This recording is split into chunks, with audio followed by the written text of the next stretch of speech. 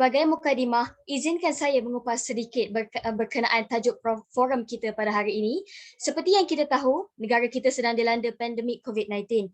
Sebagai usaha mengatasi pandemik ini, kerajaan telah mengisytiharkan Perintah Kawalan Pergerakan yang pertama yang bermula pada tarikh 18 hingga 31 Mac 2020. Lanjutan daripada pengisytiharan tersebut, sehingga kini, langkah-langkah susulan telah diambil bagi menyelaras dan memastikan Malaysia dapat menghentikan pandemik ini secara total.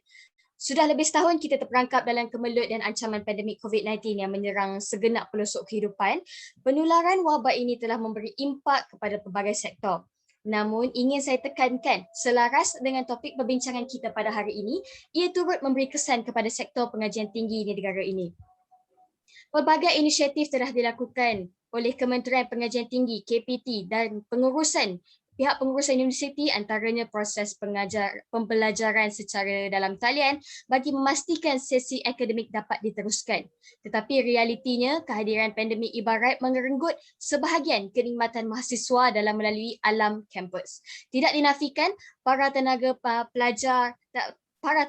pengajar dan mahasiswa menghadapi pelbagai cabaran dari pelbagai sudut ketika tempoh getir ini. Justeru, forum ini akan membincangkan beberapa cabaran dan solusi berkenaan situasi mahasiswa kini. Jadi, kita tunggu apa lagi? Sebelum mengupas tajuk ini dengan lebih mendalam, terlebih dahulu, marilah kita berkenalan dengan dua orang ahli panel kita pada hari ini. Saudara Megat yang segak malam ini dan tidak kurang cantiknya, Saudari Umaimah kita. Baiklah, ahli panel pertama kita nampak pemalu tapi bijak berkata-kata, Saudari Umaimah Huda yang merupakan ahli Majlis Perwakilan Pelajar UiTM Shah Alam sesi 2020-2021. Apa khabar saudari? Khabar baik, Alhamdulillah. Assalamualaikum, hai semua. Wassalam. Sila perkenalkan diri anda. Okey, nama saya Siti Umaimah Huda binti Noraini. Boleh panggil Huda ataupun Umaimah. Kalau susah sangat nak panggil baby pun boleh. Saya merupakan MPP Fakulti Perubatan tahun kedua dan memegang portfolio Exco Hubungan Luar dan Antarabangsa. Dan Alhamdulillah, terima kasih semua sebab invite saya datang ke talk malam ini. Dan insyaAllah kita cubalah untuk bincang bersama-sama cabaran dan juga solusi yang kita hadapi sewaktu pandemik ini. Okey, saja. Terima kasih saudari Umaimah, atau boleh saya panggil baby, betul? Nama manja, boleh. Okey, seterusnya ahli panel kita yang kedua yang segak dan tidak asing lagi pada warga UiTM Kedah, Saudara Megat Zul Hisham yang dipertua Majlis Perwakilan Pelajar UiTM Cawangan Kedah sesi 2020-2021. Sihat Saudara Megat? Terima kasih saudari moderator. Alhamdulillah sihat. Okey, boleh perkenalkan diri saudara. Okey, baiklah. Nama saya Megat Zul Hisham, Megat Muzaffar Shah, Ketua Majlis Perwakilan Pelajar UiTM Cawangan Kedah sesi 2020-2021. Sekarang saya sedang melanjutkan pelajaran dalam ijazah sarjana muda Sains Pentadbiran AM 228. Jadi baiklah, untuk kita punya sesi kali ini, saya harapkan kita lebih santai dan ada communication lah di antara panel dan juga para penonton. Okey? Baik, insya-Allah tak ada masalah daripada segi itu saudara. Alright. Seterusnya, bagi memulakan diskusi kita, saya ingin ingatkan kepada ahli panel, sekiranya ada celahan atau tambahan atau pandangan lain, boleh tekan atau klik butang raise hand yang tertera di bawah. Kami amat mengalu-alukan dan meraihkan perbezaan pendapat. Baiklah, tanpa membuang masa lagi, mari kita mulakan forum kita pada malam ini, COVID-19 versus realiti mahasiswa, dengan soalan yang pertama. Soalan ini saya tujukan kepada ahli panel yang pertama, Saudari Umaimah. Baik, mari saya bacakan soalan. Adakah rumah atau tempat tinggal mampu dijadikan kampus kedua bagi mahasiswa atau sekadar pilihan atas desakan yang di belakangnya hanya terselit 1001 masalah? Sila kupaskan soalan ini dalam masa 5 minit. Silakan. Oh wow, ada. Takut kena berlumba pula sekarang. Okey. Terima kasih Saudari Ani. Okay. Huda rasa macam Huda boleh cakap dalam bahasa Inggeris dan bahasa Melayu juga kan? Boleh InsyaAllah. Boleh, tak ada masalah. This question, Huda rasa dia berbeza pendapat lah juga. Tetapi kalau kita nak ikutkan secara teknikalnya, Huda rasa tak boleh kita nak bayangkan rumah ni sebagai kampus kedua bagi mahasiswa. Banyak faktor dia. Kalau Huda rasa macam you berada dekat dalam kampus, you akan berjumpa dengan kawan yang sama kos. sama kos, sama tahun dan sebagainya lah. They are facing the same struggles as you do. So in this case, dia berlakon sebagai satu reassurance kepada pelajar kita. So satu hari kalau you rasa you macam penat belajar, you jumpa kawan you, that's reassurance for you. Whether or not you boleh belajar ataupun you tak boleh belajar, bila you tengok kawan you belajar, you rasa nak belajar. Bila you rasa sedih, you boleh jumpa kawan you boleh luahkan segalanya dan kawan you boleh faham. Okay? Itu je yang Huda rasa sekarang ni. You can only be in the same space where people understand you. And who understands you best daripada orang yang betul-betul faham struggles you. Dekat sini, situasi ni kawan-kawan you je lah. Okay, tapi ini sangatlah, this is very subjective tau. Huda tak boleh nak kata macam semua orang boleh rasa macam rumah ni boleh dijadikan sebagai kampus kedua. Cuma, lagi satu, kalau kita berada dekat rumah, kita akan bersama family, betul tak? Kita boleh rasa marah kalau orang tak faham kita punya cabaran. Lagi-lagi kalau Mak Huda lah, in like personally, my mother, dia akan marah kalau Huda complain. Siapa pernah kat sini? Ramai je kot rasa kat sini macam balik rumah dia nak complain je. Tapi kita tak boleh nak complain dekat orang yang tak boleh faham kita. Betul tak? Kalau kita nak complain dekat mak ayah kita pun, dia orang akan cakap sabar je lah, sabar je. Benda ni takkan lama pun. In the end, bila you dengar those kind of advices, you akan lebih marah. Sebab you tak dengar benda yang menenangkan hati dan fikiran you. Tapi itu bukan salah dia orang. We cannot expect them to understand us fully because they're not facing the same struggles as we do. So, in the end, we will be filled with hatred and anger. Dan benda tu tak akan menyelesaikan masalah apa sekalipun. Lagi satu, kita kena memandangkan juga dekat rumah ni tak semua orang akan jadi privilege. Kita ada underprivileged students yang ada keadaan di rumah dengan family yang ramai, adik-beradik yang bising, dengan adik-adik yang kecil-kecil tu. Dengan kadang-kadang kita dekat rumah kita kena tolong mak ayah kita. Kalau tak tolong boleh dicop derhaka. Tak tahulah. Okay. Dan ada yang gelap. Okay.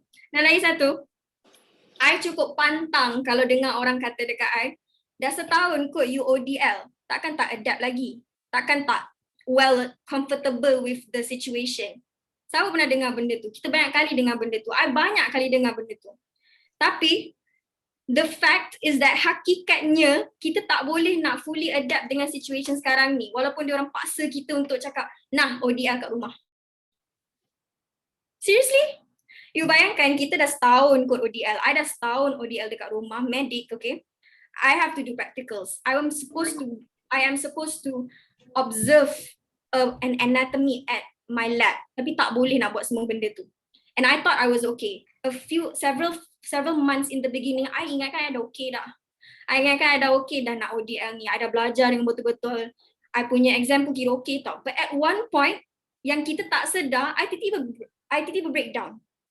Rasa nak nangis. Tiba-tiba satu hari tak tahu nak buat apa. Sebab rasa macam penat sangat ODL ni. Penat sangat-sangat ODL ni. Faham tak? Because you are surrounded by people who do not understand you fully.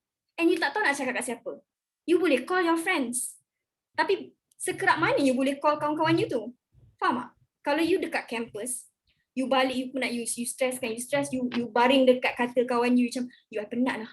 You boleh buat benda macam tu. Tapi kalau I balik, I menangis, I complain, my parents tak akan faham I. Betul tak? So I thought I was okay. Several months beginning PKP, I thought I was okay tau. I belajar elok, I ikut timetable yang doktor I bagi. Tapi ada sekali tu sebelum I punya final semester that day, I broke down. I nangis, tak boleh nak buat apa, tak boleh nak belajar pun. And considering the internet connection that I had at home memang teruk sangat-sangat. So that's why I pantang sangat-sangat kalau orang cakap dekat I, dah setahun kot ODL, takkan tak boleh nak, takkan tak boleh nak comfortable with the situation given. Faham tak?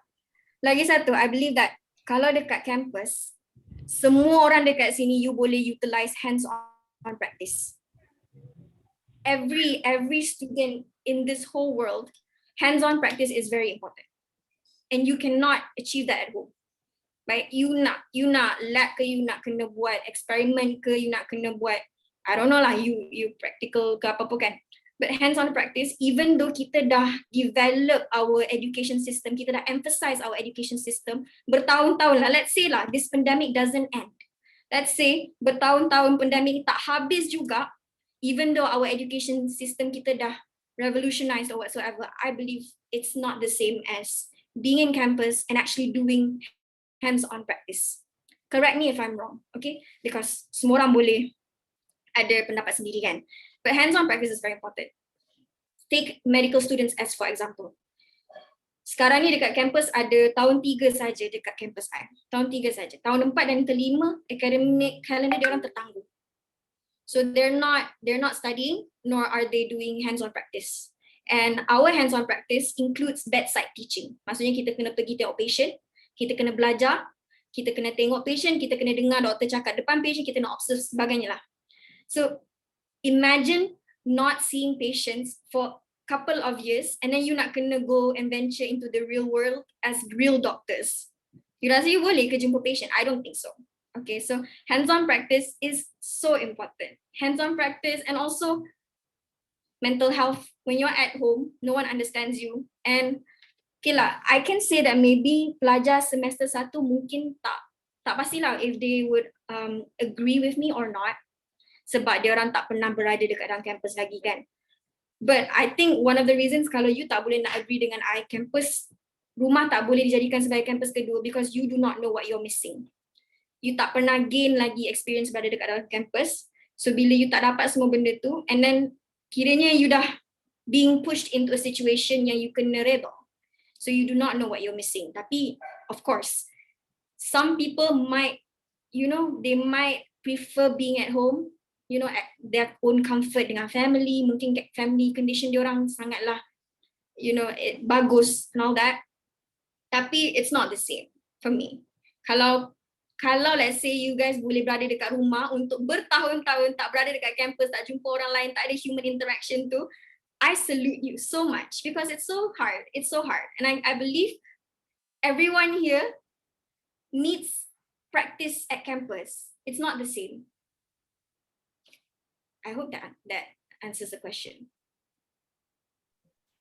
Okey, memang betul-betul menjawab soalan. So, berdasarkan penjelasan Saudari Umaimah tadi, yang pertama kita kena tekankan apabila kita bersama dengan kawan-kawan kita, kawan-kawan itulah yang memberi semangat kepada diri kita, betul? Seterusnya, secara teknikalnya memang susah kerana ada possibility untuk dari segi masalah mental breakdown, dan susah untuk kita biasakan diri dalam situasi ini kerana kita lihat dalam situasi ini kita banyaklah akan spend masa dengan keluarga, so kita jarang dapat fokuskan diri kita lebih kepada study kita. Itu berdasarkan apa yang Saudari Umaimah katakan tadi. Dan lagi satu berkenaan dengan hands-on practice yang sememangnya ada bidang yang perlukan praktikal seperti bidang Saudari Umaimah sendiri, di mana beliau merupakan student pelajar perubatan. Dan seperti yang kita lihat tadi, beliau sendiri struggle untuk bagaimana untuk menghadap pesakit-pesakit dalam keadaan yang tidak ada praktikalnya sendiri. So kita boleh lihat dekat sini, Saudari Umaimah, saya nak tanya lagi sekali ya. Sampai bila Saudari Umaimah rasa atau boleh agak-agak ke, sampai bila pelajar boleh sabar dalam keadaan pandemik sekarang? Okay. Percayalah, I think this is it depends on each individual juga. Kalau I dah tak boleh sabar dah, sekarang tak boleh sabar nak balik juga campus. I find every single excuse untuk balik campus. Sekarang ni I dekat Puncak Alam, just because I need to see my friends, dengan juga I dekat sini untuk volunteer untuk PPV. Tapi kalau it depends on courses juga. Ada pelajar yang mungkin boleh go on years duduk dekat rumah sebab dia rasa macam tak ada kepentingan pun dia berada dekat campus.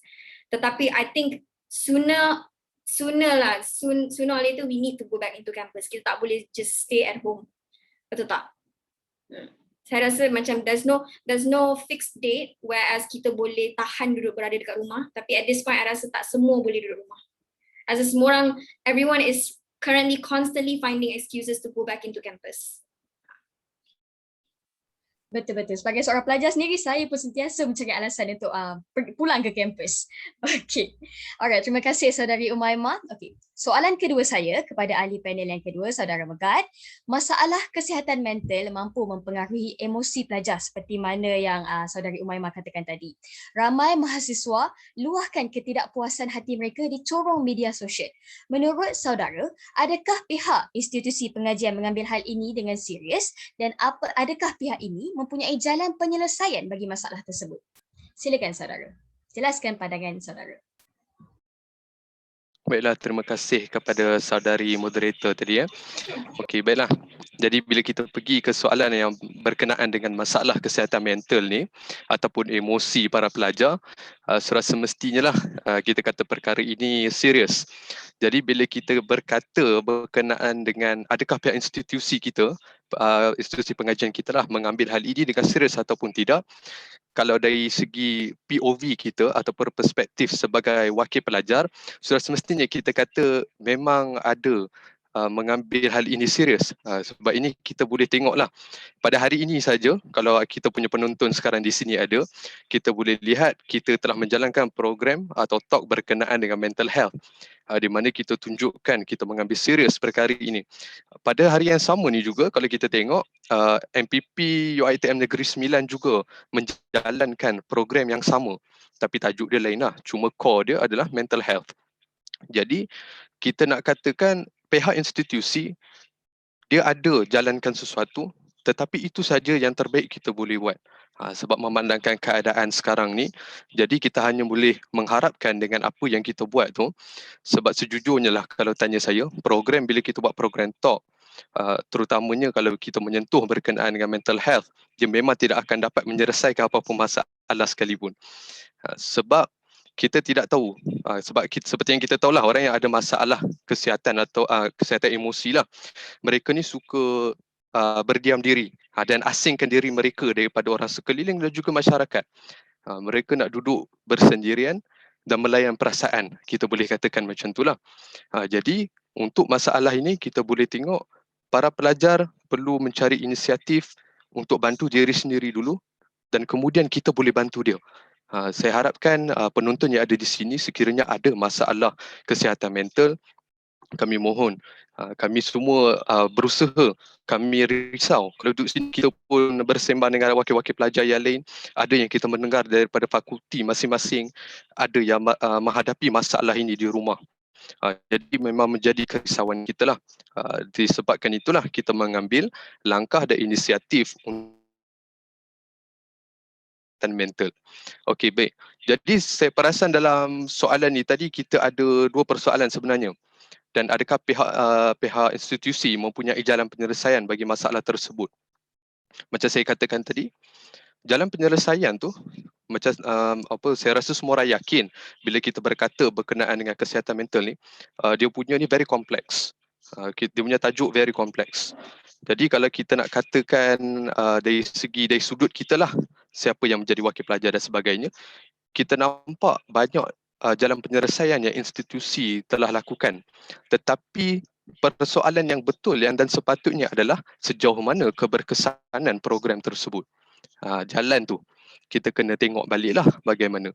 Okey, bila kita ada idea wakil pelajar, yang ni semua penonton terutamanya pelajar UiTM Congan Kedah ataupun UiTM lain perlu tahulah, di mana banyak kita adakan, kita brainstorming jalan penyelesaian, kita nak tambah rakan peers untuk bagi membantu kawan-kawan kita yang ada masalah dan menghadapi masalah ini. Tetapi disebabkan keadaan semasa sekarang, kita tengok perkara itu pun agak mustahil untuk dilakukan. Dan seperti yang kita tahu juga, ada antara kawan ni niat dia baik, kita faham. Dia nak tolong kawan dia, dia kesian kat kawan dia. Tapi kalau kita perasan kebanyakannya, kita boleh katakanlah daripada 10 orang tu, hanya 3 orang sahaja yang akan betul-betul dengar dan faham. Yang selebihnya, dia akan ingat dia dah dengar dan dia rasa dia dah bantu kawan dia. Tapi sebenarnya kawan dia tu just angguk dan say yes. Untuk apa iakan apa dia cakap. Tapi sebenarnya di dalam hati dia, dia masih terasa sakit lah. Okey, jadi kalau bertanya kepada saya cakap lagi macam apa saya kata tadi, pihak institusi sudah semestinya mengambil perkara ini dengan serius. Dan kita boleh tengok juga hari itu semua barisan Majlis Perwakilan Pelajar sudah membawa perkara ini kepada pihak atasan UiTM Shah Alam, kita punya headquarters, untuk membincangkan perkara ni. Dan ada juga MPP kita sendiri dan MPP UiTM lain, kita membentangkan untuk memanjangkan semester ini. Ataupun senang kata, mana yang tengah hot sekarang ni kita dengar adalah cuti pun kata tenang. Cuti bertenang tu. Tetapi atas beberapa faktor PDP masih dijalankan, tetapi dia lebih fleksibel mengikut keadaan semasa. Jadi kita pun follow up dengan setiap fakulti, wakil-wakil fakulti. Kita tanya bagaimana student okey ke? Dan saya sendiri pun bertanya kepada para pelajar, adakah okey lecturer pensyarah fleksibel kan tak? Contohnya daripada segi orang kata penghantaran assignment tu, masa tu. Dan mereka pun kata alhamdulillah setakat ni okey. Ada juga wakil daripada MPP kita yang mewakili FSSR, dia kata setakat ni okey, tetapi ada lagi lompong yang perlu kita beri perhatian lah di situ. Jadi untuk pengetahuan para penonton, para pelajar semua yang kita sayangi, saya faham kebanyakan pelajar dan juga orang di luar sana, ini fitrah. Kita selalu melihat masalah dan benda yang orang tidak buat. Tetapi kita tidak sedar sebenarnya mereka di sini sangat memikirkan berkenaan dengan kebajikan pelajar, kesihatan pelajar. Dan mereka, dan saya pun tidak salahkanlah para pelajar pun, ialah sebab mereka tidak berada di sini dan tidak nampak gerak kerja kita bagaimana. Ada yang sampai tak tidur 4 pagi, 5 pagi dan sebagainya. Okey, jadi pada hari ini sebab itulah saya mengambil kesempatan untuk menerangkan untuk terima ataupun tidak, ia ini terpulang kepada para pelajar sebab mereka sendiri yang rasa. Jadi kalau ada lagi yang mereka rasa lompong, jadi tugas kamilah, samalah dengan saudari Umaimah sebagai MPP, saya dan rakan-rakan yang lain, kami perlu ambil serius lagi perkara ini. Okey, insya-Allah. Baik, back to you, Auni. Baik, secara konklusinya, apabila kita menghadapi isu yang kompleks seperti kesihatan mental, ia kemudian berbalik kepada diri kita sendiri. Bagaimana cara kita untuk mencari inisiatif untuk memperbaiki keadaan masalah kita sendiri. Okey, baik, saya teruskan sesi kita. Saya buka soalan ini kepada kedua-dua ahli panel kerana saya beranggapan ahli panel kita cukup pengalaman dan mempunyai pendapat yang berbeza berkenaan soalan ini. Jadi, soalan saya, sebagai seorang pemimpin yang masih lagi bergelar sebagai seorang mahasiswa, boleh saudara atau saudari kongsikan tips supaya kekal on track dalam menghadapi gelombang ketiga pandemik ini? Okey, silakan kalau siapa nak mula dulu, boleh saudari Umaimah? Alright, the floor is yours. Alright, so okay, kalau macam tu dah nak tanya Umaimah, dah tak kisahlah. I nak tanya dulu lah Megat. Okay, Megat, what is important to you? Dalam konteks apa tu? Dengar boleh dengar. What is important to you? What is important to you at the moment right now? Of course, setiap hari Megat risau. Semester ni dah semester hadapan dan Megat pun dah nak masuk dalam latihan industri. Jadi Megat asyik tanya ni, am I ready or not? Apalah aku belajar dalam semester ni? Sejujurnya memang kita agak lost lah. Bukan agak lost, memang lost sangat-sangat. Tapi kita try hard untuk keep up dengan pace yang ada ni sebab kita perlu adapt lah dengan perkara sekarang ni. Jadi Umaimah macam mana Umay? Okay, thank you. Kita role play sekejap tadi. Okay, sebabnya Umay tanya tadi tu sebab Huda, banyaknya nama Umay lah Umay. Okay, sebab Umay rasakan there's two things that's very important if you're a leader and you're also a student. Ini yang Huda pegang daripada dulu sampai sekarang, which is one is priorities, second is boundaries. Priorities, you kena, macam Megat tadi dia risau dengan latihan internship dia kan, latihan industri dia. Tapi kalau Huda, sama lah, Huda risau tentang studies Huda. Dan macam Megat cakap tadi, sama, because you're worried about one thing, you akan fokus about that one thing. Betul tak? So kita akan bina effort untuk kita achieve apa yang kita nak. So priority tu sangat penting, kita kena prioritize apa yang bina diri kita dan juga apa yang minat kita. Maksudnya kalau studies kita memanglah benda tu sangat penting sebab itulah yang akan jadi milestone kita dalam masa hadapan. Benda tu yang akan menentukan kita punya future, tapi tak semestinya lah.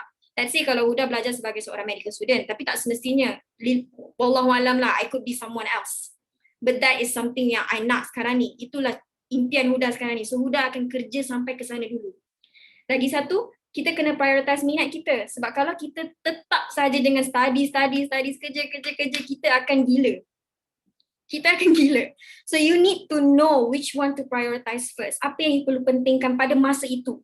Faham tak? Kalau you rasa macam belajar itu sangat penting sebab you kena achieve. You nak jadi seorang doktor, you nak jadi seorang mathematician, you nak jadi seorang engineer. You kena achieve benda tu, so you need to know that is your priority right now. And you minat, maybe you minat main bola. So you patut pandai untuk selitkan in between those time. And you need to know what comes first. So kalau kita sebagai seorang wakil pelajar lah kan, sebagai seorang pemimpin lah kan, gitu.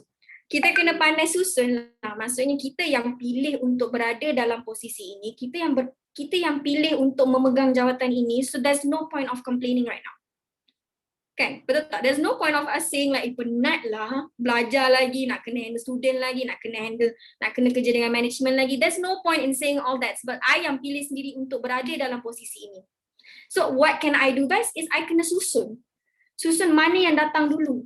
So kalau sekarang ni, let's say I kena belajar. I punya SEM final is tomorrow. So I kena belajar. Anything yang I rasa akan disrupt I punya pembelajaran, I kena letak tepi dulu. That's prioritizing. Pentingkan apa yang perlu you pentingkan dulu. You kena sort out dulu. Take a time for you to really sort out what is important to you at the moment. So what should you select to be completed earlier in your schedule? So pentingkan untuk selesaikan tu dulu. Identify apa yang penting buat you sekarang tu. Dan yang kedua yang Huda cakap tadi tu, boundaries. Kita kena belajar bila kita patut cakap no. Learn when to say no, learn when to, macam orang bagi you task, orang bagi you assignment kena buat.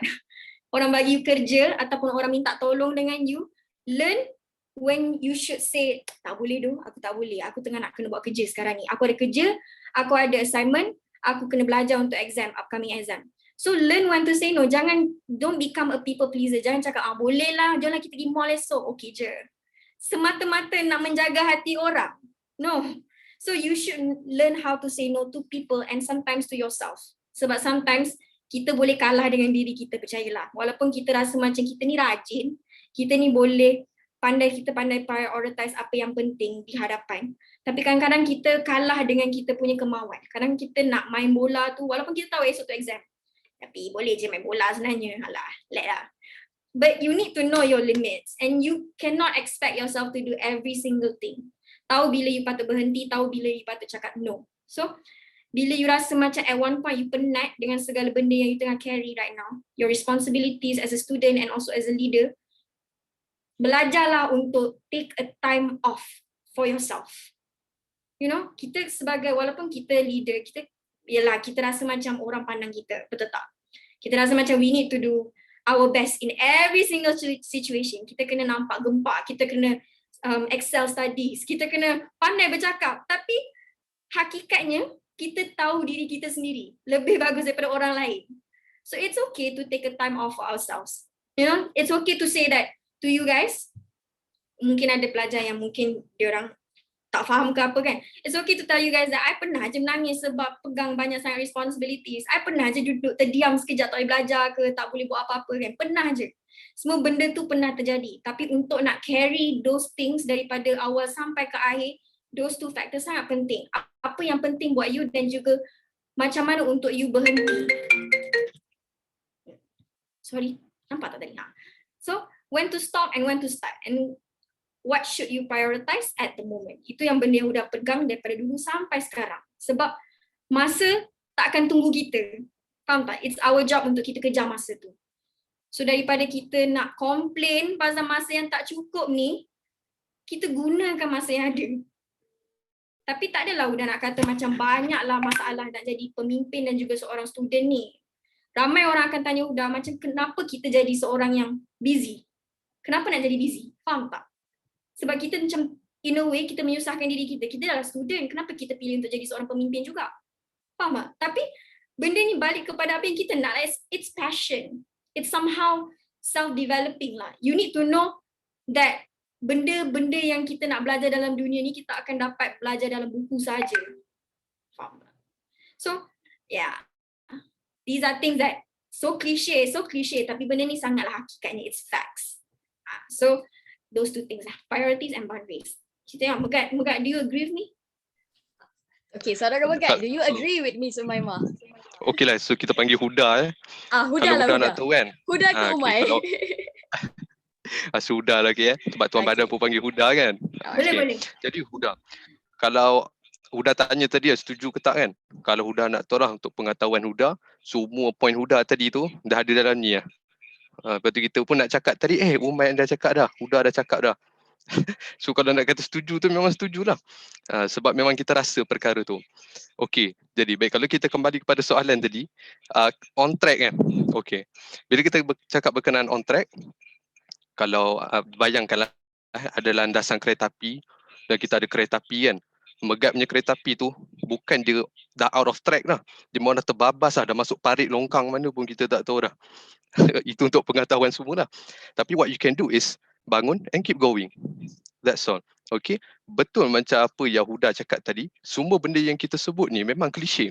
Tetapi tahu tak kenapa kita anggap benda tu klise untuk orang yang di luar sana? Sebab kita jarang buat perkara tu. Contoh apa? One of my point untuk keep on track dengan segala benda yang berlaku dalam hidup kita adalah disiplin. Disiplin tu yang pertama. Kita mungkin kata alah Huda Megat ni cakap benda yang klise. Megat cabar. You guys try buat dulu. Nanti baru bagi tahu Megat result dia macam mana. Mesti anda akan rasa perubahannya. Megat cakap disiplin disebabkan tipulah kita pun student, kita pun tahu kan apa macam mana. Kita pun disiplin pun kadang-kadang ke laut. Tapi kita ada satu rasa bila kita tidur awal lah sebagai contoh. Dia automatik, kalau macam Megat automatik akan terbangun awal. So automatik kita akan rasa fresh. Mata memang tak berat langsung. Itu disiplin masa. Kalau kita seperti yang kita tahulah, kebanyakan para pelajar selalu tidur pukul 4-5 pagi dan sebagainya. So I was fortunate, agak beruntung lah. Ada satu masa boleh tidur awal. Memang bangun tu, ya Allah, memang rasa fresh sangat-sangat. Di mana kawan-kawan 2 orang tu masih lagi tidur kan. Okay. Jadi apa yang cuba disampaikan di sini adalah disiplin tu. Disiplin tu kena ada. Okay. Cuba buat dan anda akan rasa perubahan tu sendiri. Sebab kita kalau nak tanya kepada wakil pelajar, kita pun rasa apa yang student rasa, para pelajar rasa di luar sana dengan keadaan sekarang. Macam Huda katakan tadi, kita punya responsibility tu lagi banyak dan sebagainya lah. Dan betul macam Huda kata, tak ada salahnya untuk kita menangis. Kalau Huda nak tahu pun Megat pun ada je menangis. Laki ada je menangis. Tapi menangis apa nama orang kata kita keluar ambil udara segar, lepas tu kita menangis sekejap. Okey, kita sembang lah macam Megat ada kembar, Megat boleh sembang dengan dia, dan ada girlfriend, kita boleh sembang dengan dia. So lepas habis tu usap air mata, keep going. Jangan pernah rasa nak give up dan sebagainya. Kita kena faham, kita semakin besar kita semakin dewasa. Kita kena ada sense of responsibility tu dalam diri kita. Setiap kali kita rasa kita nak give up, kita kena ingatlah dengan diri kita sendiri. Kita sudah diberi tanggungjawab tersebut. Jadi bayangkanlah orang yang telah beri itu, orang yang sandarkan harapan dan aspirasi mereka dekat anda, contohnya seperti ibu bapa dan sebagainya, mereka akan tentunya kecewa dan sebagainya. Bukan dia saja yang kecewa, malah diri kita sendiri yang kecewa. Kita bukan nak letakkan tekanan dekat diri kita ataupun rakan-rakan kita yang lain. Tetapi ini adalah untuk menyedarkan kita betapa pentingnya responsibility yang kita ada tu. Okay. It's okay. Sometimes you perlu stop sekejap, duduk diam dulu, rehat. Yes, please do so. Jangan push sangat diri sendiri sampaikan rasa semua tu dah menjadi beban. Benda yang kita minat pun kita dah rasa macam dah tak seronok. You don't enjoy that anymore. So benda tu akan menjadi toxic lah dalam kehidupan kita. Okay, jadi tips nak on track very simple. First thing first, disiplin, dan kita boleh pergi jauh. Itu sahaja. Okay, so Megat harap sangat-sangatlah supaya kita semua ada rasa macam tu, supaya benda ni untuk diri kita juga. Dia bukan untuk orang lain. InsyaAllah, dan one day bila kita dah duduk, kita tengah relax kan, minum air air mahal kat tangan kita kan, kita akan rasa macam Alhamdulillah, nasib baik aku teruskan perjalanan. Di setiap perjalanan kita ni, sekarang ni memang dia gelap. Kita tak nampak apa pun, dia gelap je. Tapi dekat hujung tu, dia akan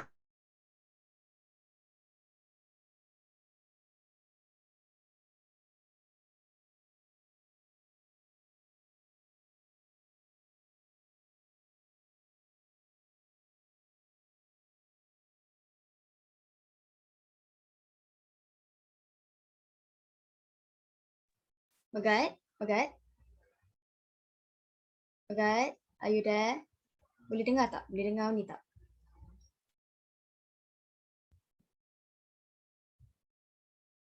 Megat?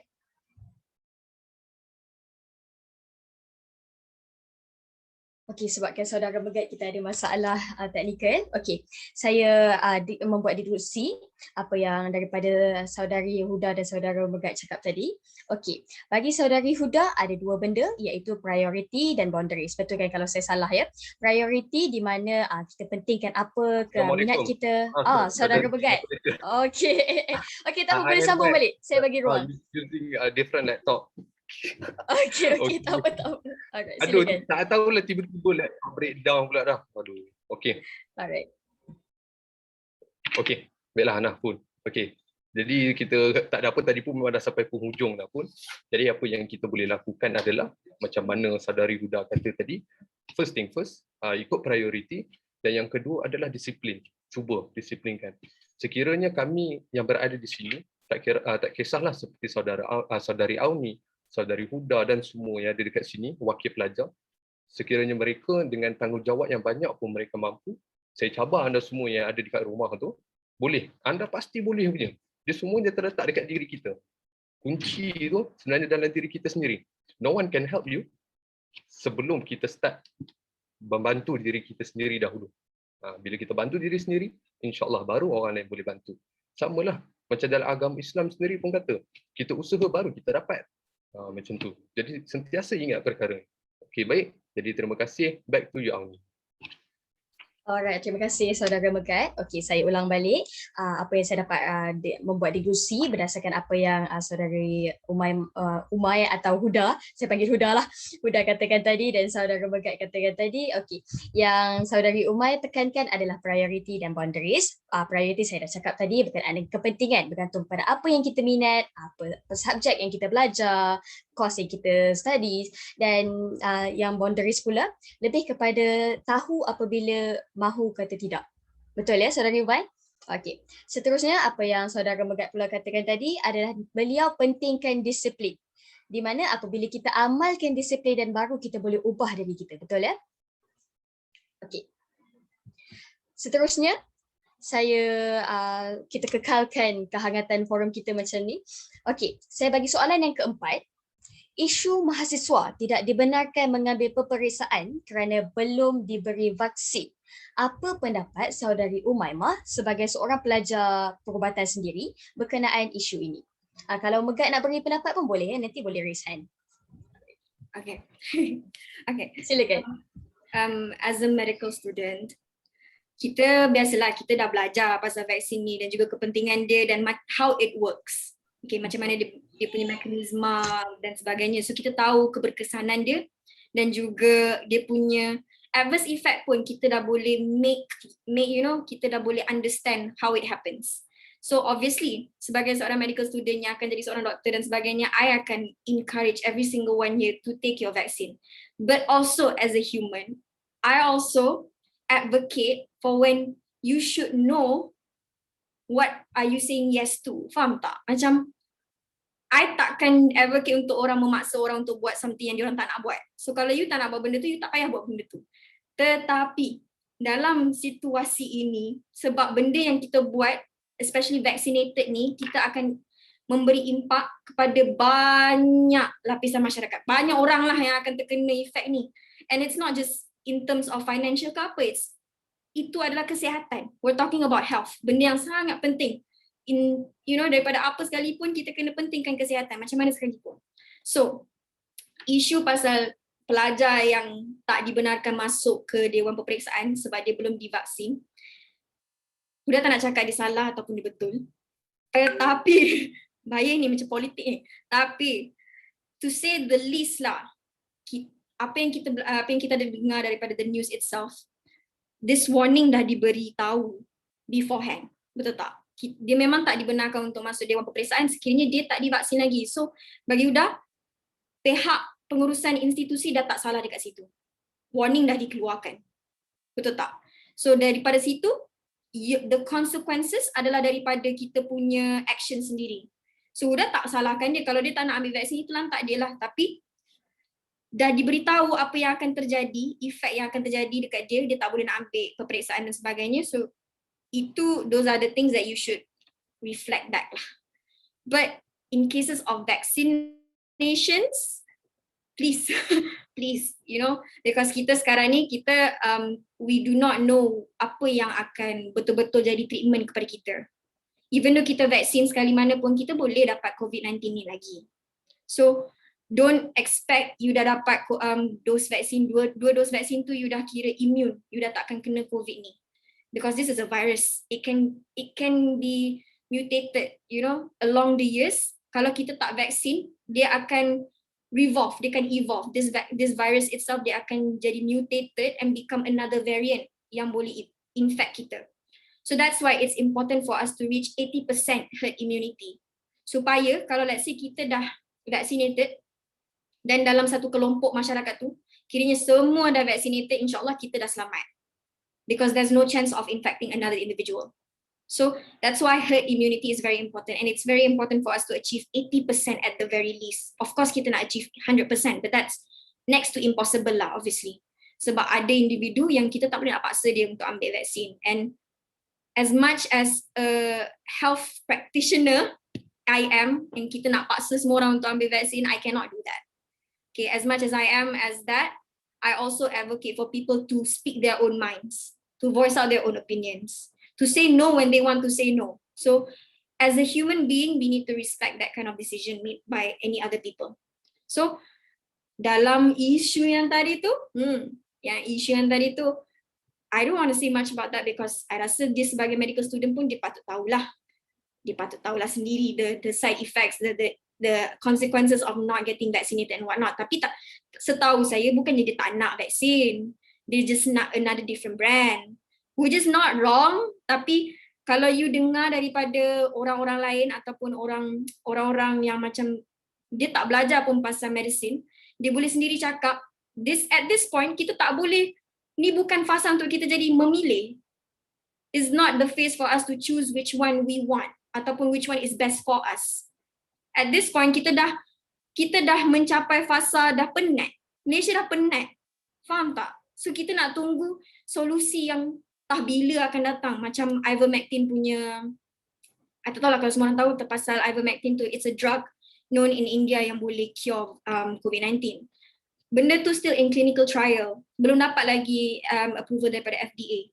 Benda tu mungkin it could cure us, it could treat the COVID-19 vaccine itself, COVID-19 virus itself, tapi benda tu still in clinical trials. So benda tu tak tahu sampai bila kita akan dapat approval untuk cure us. So daripada kita tunggu benda yang tak pasti, better kita ambil prevention steps right now. Precaution steps tu sekarang. Sebab kita dah penat. Malaysia dah sampai tahap yang dah tak boleh tunggu benda lain dah. So dari sekarang ni, as a medical student jugalah, as a medical student myself, even if I know that ivermectin or any other drugs can help cure this disease or this virus, I will always advocate ataupun I will always promote things that are available for us right now. Faham tak? Sebab kita dah capai tahap yang kita dah tak boleh tunggu benda lain, alternatif lain. Kita boleh tunggu benda yang macam membawa adverse effect yang lebih kurang, ataupun sebab sekarang ni yang kita punya vaksin ada banyak adverse effect, obviously. But that's normal. We can't wait for another drug that would, give us lesser side effects, but that would take years. Sampai bila kita nak tunggu benda tu? Betul tak? Sampai bila kita nak tunggu berapa ramai lagi orang yang patut kena COVID ni, berapa ramai orang lagi yang kena meninggal, pass away, just for us to find that one single drug that cures every single thing, that cures this COVID-19 fully. Tak, lama lagi kalau you pun. I would say that that's impossible. Tapi kalau you pun lama lagi lah. Itu saya daripada saya. Terima kasih. Okay, terima kasih banyak. So, macam saudari Huda kata tadi, Malaysia sudah penat, tidak perlu memilih. Jadi, saya menyokong dan mengajak semua untuk daftarlah vaksin dan ambillah peluang. Tapi kami tidak paksa sebagaimana yang saudari Huda katakan tadi. Saudara Megat, ada benda nak tambah? Ada pendapat lain ke?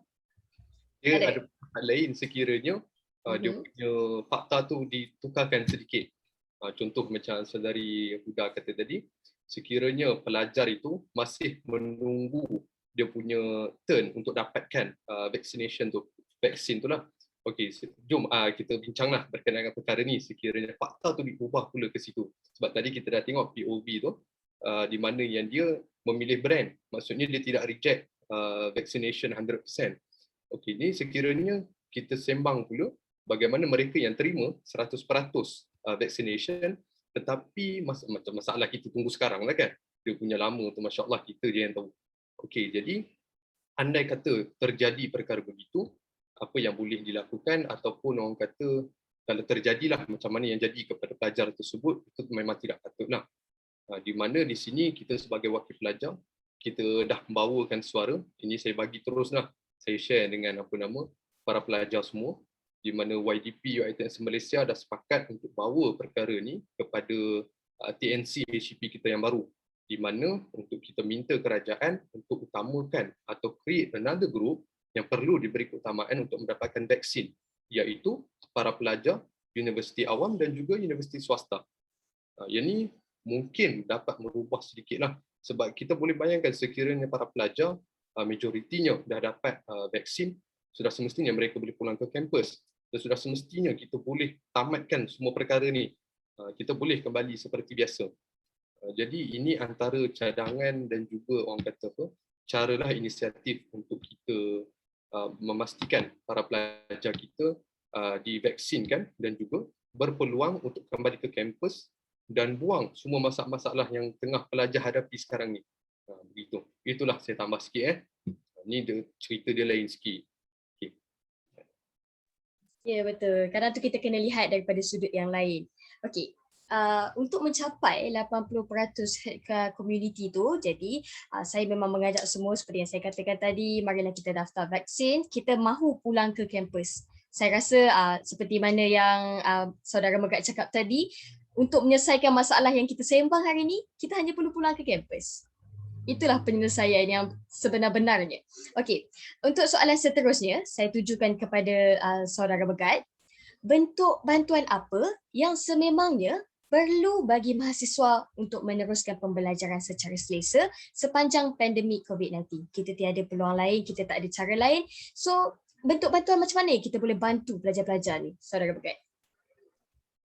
Good question, that one. Okay, jadi apa yang kita boleh bantu sebenarnya?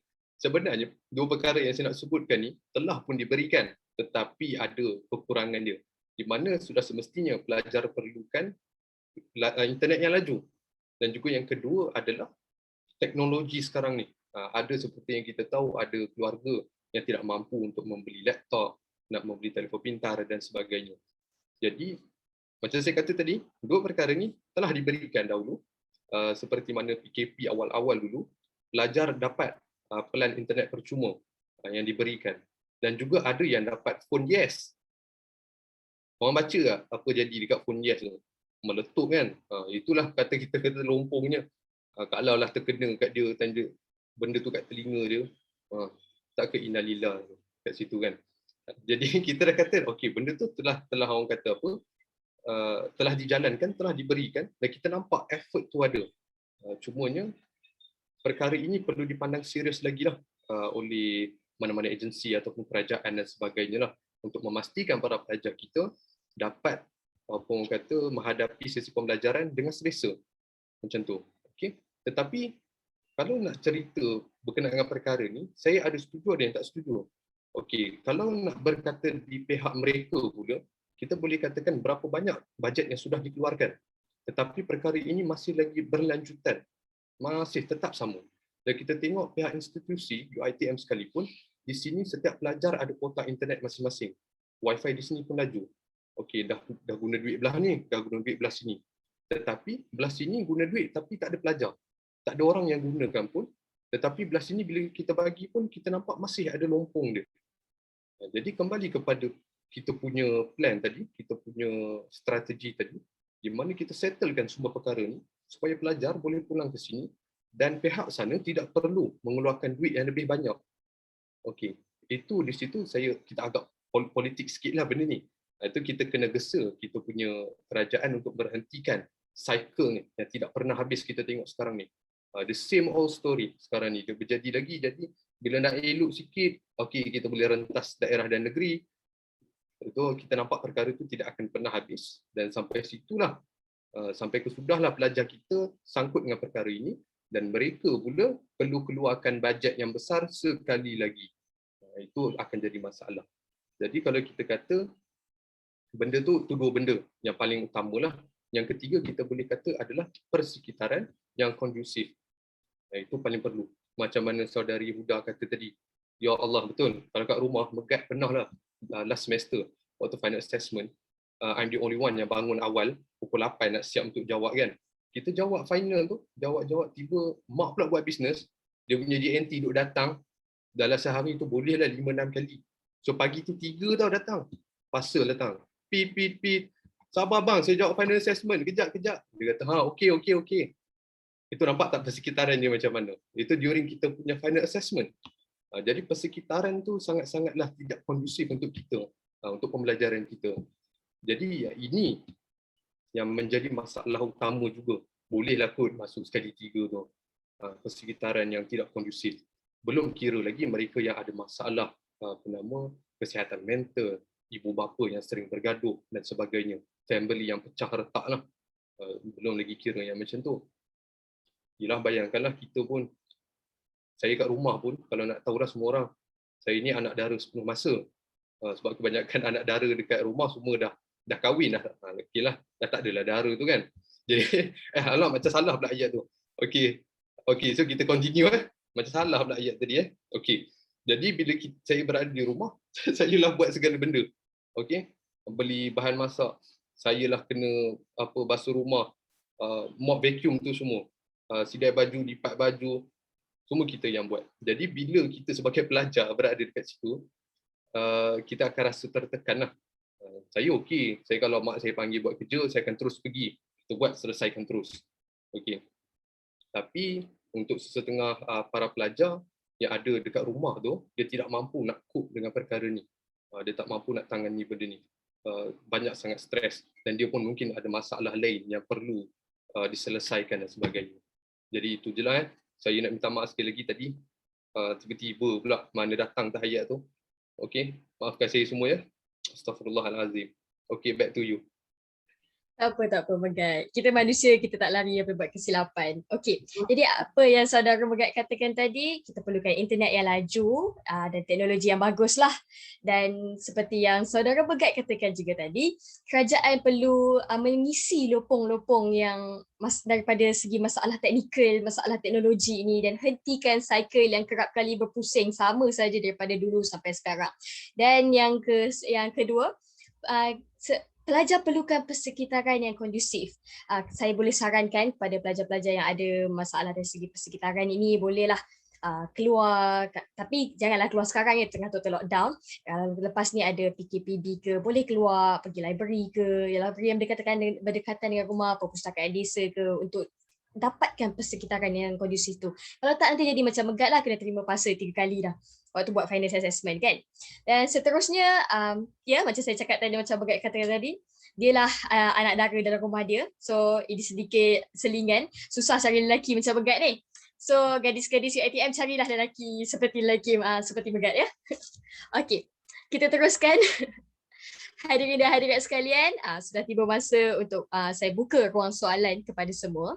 Jika ada soalan, boleh type di ruangan chat box atau boleh terus buka mic, tanyakan soalan kepada kami. Silakan para penonton semua. Saya ada satu soalan. Hello, siapa dia? Boleh saya tahu nama? Nama saya Aiman Safwan Osman daripada UiTM Cawang Kedah sendiri. Saya seorang pelajar. Ya, silakan tanyakan soalan. Boleh tujukan kepada dua-dua? Boleh. Tak ada masalah. Boleh, okey. Alhamdulillah. Okey, Assalamualaikum warahmatullahi wabarakatuh kepada dua-dua ahli panel dan semua para penonton program pada malam ni. Jadi saya ada satu soalan yang ingin saya tanyakan kepada kedua-dua ahli panel lah secara ringkas. Jadi saya nak tahu, kita hari ini banyak berbicara tentang isu yang saya boleh katakan agak negatif pada COVID-19 ini terhadap kondisi mahasiswa. Jadi saya nak tahu, sebab saya orang yang lebih berpegang kepada logik dan juga fakta, di mana saya tahu di mana ada perkara tu pros and cons. Jadi saya nak tahu daripada segala perkara yang dah bincangkan negatif hari ini, bersetujukah ahli panel kita pada hari ini jika saya katakan ada beberapa kebaikan yang boleh kita capai, khususnya dalam kalangan mahasiswa sendiri apabila berdepan dengan situasi COVID-19 pada hari ini? Itu saja. Terima kasih. Okey, baik. Terima kasih. Soalan yang bagus, Saudara Aiman. Okey, saya serahkan kepada Saudara Megat dulu. Silakan. Okey, baik. Jadi ini seronok betul juga sebab kita selalu tengok yang buruk tapi yang baik kita tidak selalu bincangkan. Jadi baik, perkara yang baik yang kita boleh tengok daripada COVID-19 ni adalah di sini yang kita tengah tengok sekarang ni. Berapa ramai kat luar sana yang sebelum ni tahu nak pakai Zoom meeting dan juga Google Meet. Ada tak siapa-siapa kat luar sana masuk sampai di akal dia untuk jalankan program international, peringkat international hanya menggunakan laptop kita ataupun telefon pintar kita. Tidak perlu pergi ke Manchester, tidak perlu pergi ke Thailand dan sebagainya. Hanya menggunakan teknologi yang ada, kita boleh capai benda tu. Tetapi malangnya, sebab saya pun pernah serve sebagai JPK waktu diploma, jadi kita tak pernah terfikir, betul? Kita tak pernah terfikir pun, kita boleh buat program international macam tu. Kita boleh orang kata, belajar budaya orang hanya menggunakan laptop walaupun kita tidak berjumpa dengan dia face to face. Jadi pada saya kebaikan COVID-19 ni adalah dia melahirkan para pelajar yang lebih orang kata berdaya saing. Okey, yang ada ketahanan yang tinggi. Sebab bagaimana kita tengok berapa banyak benda yang dilempar kat kita, kan? Itu macam-macam macam ni, macam tu, macam ni. Tetapi kita masih boleh bertahan. Tahniah kepada semua yang masih ada di sini, yang masih menyambung pelajaran. Saya memang salute, saya tabik. Sebab bukan senang. Okey, mungkin kita akan berhadapan dengan cabaran bila nak masuk ke alam pekerjaan. Tetapi percayalah, ada atribut yang telah ditambah dalam diri kita, iaitu daya ketahanan kita, daya berfikir kita nak selesaikan masalah dan sebagainya. Jadi itulah antara kelebihan yang paling boleh saya nampaklah, iaitu teknologi itu sendiri. Kita nampak daripada orang yang buta IT pun tiba-tiba pandai, kan? Saya pun dapat tahu macam mana nak buat Google Meet dan sebagainya. Jadi itu adalah value yang baru, ilmu yang baru untuk saya. Dan saya yakin kepada orang lain sama. Okey. Jadi macam mana dengan pendapat Saudari Huda? Silakan. Okay. Sebenarnya Huda setuju je dengan apa yang Megat kata tadi. There's pros and cons in every situation that we are facing, tapi selalunya kita akan cuba untuk timbang between those two, apa yang lebih berat. Faham tak? So sekarang ni kalau kita tengok, kita selalu fokuskan kepada yang cons because itu je yang sangat apparent bagi kita. Tapi obviously there's always pros onto a situation. Sentiasa, setiap situasi mesti adanya pros and cons dia. So betul. In our case, sebagai seorang mahasiswa, it's very general actually, tapi sebagai seorang mahasiswa juga, kita jadi lebih kreatif dalam menangani masalah. Macam yang Megat kata tadi, kita dah evolve our technology, kita punya skills dalam teknologi dah makin majulah. And itulah yang kita mahukan sebenarnya untuk mencapai satu tahap yang kita dah digitalize our education. That is the dream actually, tapi obviously that is the dream and we are working towards that. But the fact that kita dah menangani banyak masalah dari segi internet accessibility dan juga kawasan dan sebagainya, benda tu masih lagi jadi satu isu yang berat bagi kita untuk capai. But we are being more creative lah as a student and also as anyone else in this pandemic. Kita dah jadi lagi lebih kreatif dalam menangani masalah. Macam Megat kata, kita tak boleh nak buat program face to face, betul tak? Tapi sekarang ni kita dah overcome that. Kita dah sekarang ni dah boleh buat program dengan international students lagi. I'm pretty sure the wakil pelajar dalam ni pernah lah organize program bersama international students in which kita dah boleh optimize the platform sampai beribu-ribu pelajar lagi. Benda tu kalau tak ada pandemik ni, I don't think any one of us boleh rasa macam benda tu achievable. Betul tak? But we have made it a success. So let's say this pandemic has never even happened. I don't think we as students akan jadi lebih kreatif. So in a way, dengan apa masalah yang terjadi kat kita, tak kisahlah secara general, kalau bukan pandemik ni sahaja, apa sahaja masalah yang terjadi kat kita, kita secara tak kita secara tak langsungnya kita akan belajar dan kita akan cuba cari jalan untuk untuk kita nak go through with that. Maybe we won't take the the straight way towards it, tapi kita dah belajar cara untuk kita nak menangani masalah yang kita tengah hadapi. Masalah tu ada, tapi kita dah pandai untuk tangani benda tu, faham tak? But in a way, untuk pelajar yang, this is another point of view lah, some students, they prefer study at home. They prefer being at home with their families, maybe family people like that. Diorang lebih selesa berada dekat rumah untuk belajar dekat rumah, makan pun tak payah bayar. Makan mak dengan bapak dah sediakan, so alhamdulillah duit tak melayang pergi tengok movie dengan kawan-kawan. Maybe they prefer that. I mean, as a person myself, I sebagai seorang student yang jenis yang pentingkan sangat human interaction ni, I lebih suka berada dekat campus. So weekends tu kita keluar tengok movie ke, pergi taman ke dengan kawan-kawan. I really prioritize human interaction aside from families lah. Tapi ada students yang dia prefer duduk dekat rumah sebab yelah ada aircon, duduk rumah makan sedap, tak payah bayar. Maybe those are those kind of students lah. So in a way kita macam betul lah tadi saudara siapa tadi yang cakap tu, sorry terlupa nama, but he said there's always Aiman. Okay. There's always pros and cons to a situation, and it's our job untuk nilai mana datangnya pros tu. Sebab kalau kita terlampau fokuskan kepada cons, macam Huda cakap lah, kita akan sentiasa breakdown, kita akan sentiasa nangis. Sebab kita tak nampak what's good in our life. This is another cliche advice for everyone here. Count your blessings lah, count your blessings. This is a cliche, sangat cliche nasihat ni, tapi benda ni sangatlah hakikatnya. Kalau you dah sedar, you dah apparent dekat mata you yang benda yang bagus ni ada dekat depan mata you, you tak akan fokus pada benda yang teruk, benda yang membawakan keburukan.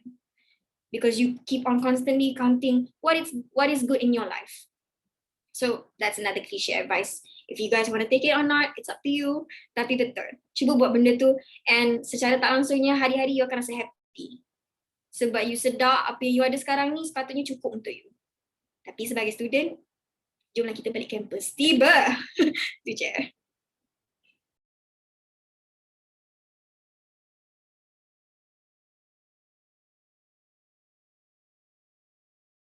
Unmute. Sorry. Okay, maafkan saya. Okay, so seperti yang saudari Huda dan saudara Megat katakan tadi, pros dia kita dapat ilmu IT, kita dapat menjadi lebih berdaya saing, dan kita dapat ketahanan mental yang tinggi, dan kita dapat perasaan dan rasa untuk jadi kreatif untuk menyelesaikan masalah. Tapi in the end, kesimpulannya kita letak dacing, kita tengok mana yang lebih berat, adakah pros atau adakah cons dia, so kita boleh judge sendiri. Itu saya beranggapan yang isu ni lebih kepada diri sendiri lah. Seperti yang saudari Huda kata tadi, it's a matter of preference lah. Ada orang introvert, dia suka spend time dengan family ke seorang-seorang ke, itu terserah pada dia. Tapi ada orang yang extrovert yang sukakan human interaction, macam saudari Huda katakan tadi, dia suka balik ke kampus. So dia mengajak kita balik ke kampus. Okey. Seterusnya saya ada soalan daripada saudara Muaslim. Okey. Beliau minta perspektif saudara Megat dan saudari Huda tentang pembelajaran ODL, yang mana ada lecturer mengatakan bahawa untuk dapat markah yang lebih dalam final exam, anda semestinya memperuntukkan jawapan yang luar daripada textbook atau manual yang disediakan oleh lecturer seperti contoh-contoh dan sebagainya, dan ditambahkan dalam jawapan untuk mendapatkan full marks. Sekadar mahukan pandangan daripada setiap panel. Sekian daripada seorang pelajar perundangan. Okey, beliau merupakan pelajar perundangan. Okey. Ada jawapan atau ada pendapat daripada saudari Huda? Okey. I rasa ramai kat sini tengah open book exam korang. Korang tengah open book ke exam? Cakap ya dekat dalam chat box. Kalau ya, cakap ya. Okay, so kalau udah close book, tetap close book. So jawapan dari bayangkan jawapan dalam textbook pun susah nak dapat, apatah lagi jawapan dekat luar textbook. So itu satu. Tapi given this is my own perspective lah. Let's say if I was given the opportunity to open my book during my exams. Because sebab dalam satu masalah kita kena belajar untuk jadi lebih kreatif dan berdaya saing, betul. So dari segi macam ni kita dah diberi kemudahan untuk buka buku untuk menjawab peperiksaan berdasarkan jawapan ataupun nota dalam buku ataupun lecture note dan sebagainya. So I think it's necessary and it's also something itu menjadikan you sebagai seorang yang critical thinker lah, because you are able to relate what you have been studying all this while. Betul tak? So daripada you cari jawapan dalam internet ke ataupun research article or journals and whatsoever, that's another way of studying. Because sekarang ni, kalau yang pelajar yang open book punya examinations, lecturer are having a hard time because diorang tak boleh nak assess completely apa yang korang faham. They don't know what you are learning actually. They give on you, dia bagi you lecture kan, tapi bila exam you boleh buka buku. So diorang tak boleh nak assess completely apa yang you dah dapat from your studies. So I believe that is another way of studying or learning that should be accepted well. So in final exams, if let's say you were given the task to, because lagi satu dia kata extra marks kan kalau cari jawapan di luar buku kan. So tak adalah nak kata kalau you tak cari jawapan dekat luar buku tu markah you teruk. Sebab in a way jawapan you betul juga kan, sebab you dah dapat jawapan daripada lecture note. So it's like your own initiative to make sure you punya jawapan tu lebih bagus. And a way untuk you sendiri tahu apa yang you dah belajar. Untuk you sendiri rasa tenang dan macam mana macam you rasa macam oh aku dah cukup belajar. Faham tak? Aku dah tahu apa yang aku belajar dan aku boleh relate dengan apa yang terjadi dekat dalam dunia ni. So as like maybe if I were given the opportunity to sit for an open book exam, if I were given that opportunity, I tak akan stress sangat untuk hafal setiap points dalam lecture note I akan stress untuk baca more journals, more articles, more news, because benda tu yang terjadi dalam hidup kita dan benda tu yang akan jadi when I nak jadi seorang doktor. So daripada I hafal slide 24 ayat pertama dia hirsutism. Benda tu tak akan jadi, betul tak? So, as long as kita boleh belajar daripada apa yang lecturer dah bagi kat kita dan kita boleh relate dengan apa yang terjadi dalam dunia dan hidup kita, itu dah cukup reinforce kita yang kita adalah pelajar yang bagus. Faham tak? It also trains us to become critical thinkers lah, like I said, because in a way memang dalam lecture note tu dia tak adalah 100% jawapan yang kita nak dalam final exam. Tapi you belajar, you baca a certain problem, you baca your lecture note. And then you fikir macam, ada juga this kind of case in the internet that I've read before. You know? Benda ni tak akan benefit kepada lecturer saja, faham tak? You should see this as a benefit to you because this is a way of you studying more, learning more without being forced. Faham tak? It's your initiative untuk belajar. And bagi I lagi prefer untuk belajar perkara di luar buku. So that I know apa yang I belajar ni I akan guna. I akan apply. Sebab kadang-kadang kan kita belajar formula physics. Dulu I belajar physics kan, I rasa macam gila lah nak guna dalam hidup I ni. When am I ever going to use measuring a bridge? When am I going to use that? Betul tak? Tapi bila kita belajar lagi dari segi kita belajar daripada apa yang terjadi dalam dunia sebenar, kita rasa macam okay lah kita boleh belajar because it's going to happen. We are going to apply the same thing and whatnot. So in a way, I lagi menerima that kind of learning. And sebab kita dah, in a situation where change is necessary. Change is necessary for the better of us, for anything that's good. So we need to understand, no one likes change. No one likes change. Tak ada siapa suka perubahan. Especially benda yang drastik. Betul tak? Macam, yelah, tiba-tiba mak kita ada anak lagi seorang. Kita tak suka, saya anak bongsu. Kita tak suka benda tu. Tapi, there's always, change is good. Sometimes change is necessary for us to be better. For us to train ourselves not to be too comfortable with the situation that we are in. Macam itulah. Thank you. So change is good. Perubahan tu memang satu perkara yang baik dan benda-benda yang macam ni lah yang mengajar kita menjadi seorang critical thinker. Terima kasih saudari Umaymah. Okey, saya ada baca komen, ada soalan kepada saudara Megat. Dalam sistem pendidikan negara kita, ketika bukan PKP, pelajar sekolah dapat meneruskan pembelajaran secara face to face. Dan ketika PKP pula, pelajar sekolah sometimes sekolah cuti terus, sometimes pembelajaran just through PDPR tetapi untuk pelajar universiti. Either PKP or not, still hadap ODL. Okay. Jadi apa komen saudara Megat? Tak ada ke macam inisiatif daripada pihak atasan untuk STEM, SEM ke macam mana? So soalan ni daripada Afzan Yazid. So silakan Megat. Okay, baik. Terima kasih untuk soalan tu ya.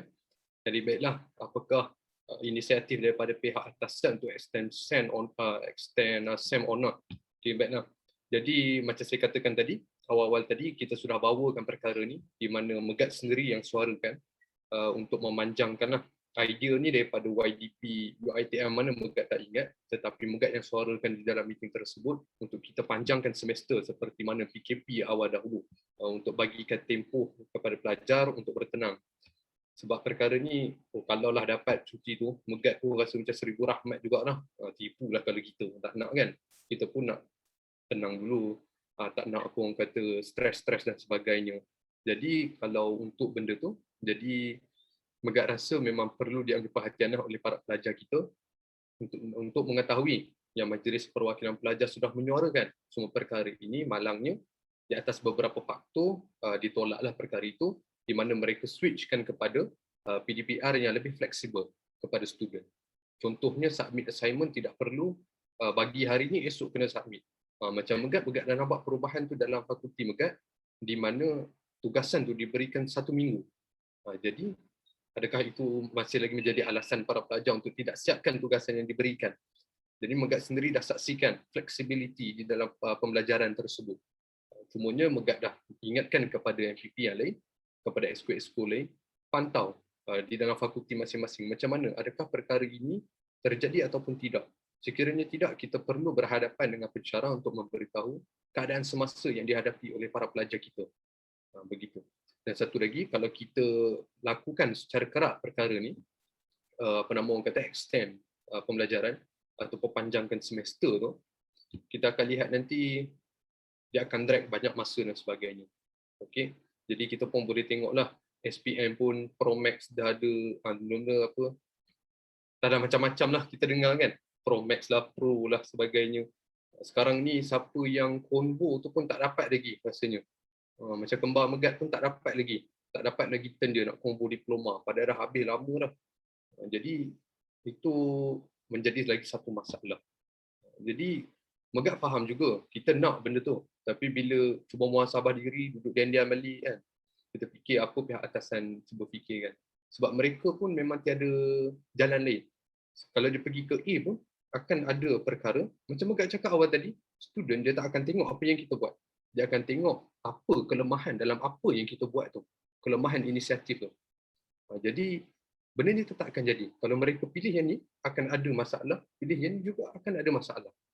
Jadi, mereka menggunakan mereka punya, mereka dah dengar, ada inisiatif untuk bawa MPP masuk. MPP UiTM Malaysia, tentu, masuk sekali meeting, bagi pandangan dan mereka pun bagilah mereka punya hujah dan sebagainya. Jadi, kita pun harapkan macam itulah. Yang ni nanti akan ada perjumpaan dengan TNC lagi baru. Rasanya Huda pun tahu. Dan kita pun sudah paskan kita punya harapan masalah pelajar kita setiap cawangan yang ada di Malaysia untuk dibawakan ke perhatian Timbalan Naib Chancellor yang baru. Dan kita sekarang boleh doakanlah semoga ada berita baik untuk kita semua. InsyaAllah. Okay? Jadi saya harap tu menjawablah persoalan tu. Kita pun sekarang nak dekat pukul 10 kan. Okay. So back to you.